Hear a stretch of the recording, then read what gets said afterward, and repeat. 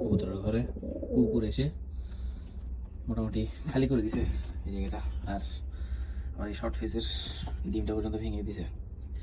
তাও এইটা কিছুটা ফ্রেশ ছিল এবং একটু ট্যাপ পড়ছে এখানে। এখন চেষ্টা করতেছি এই জিনিসটা একটা ব্যবস্থা করে দিতে।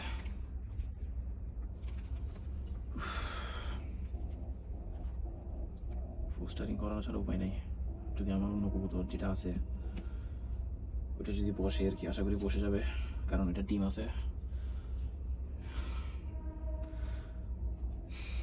আশা করি হয়ে যাবে এতটুকু। ডিমটা এটার নিচে রেখে দিব। আল্লাহ ভরসা।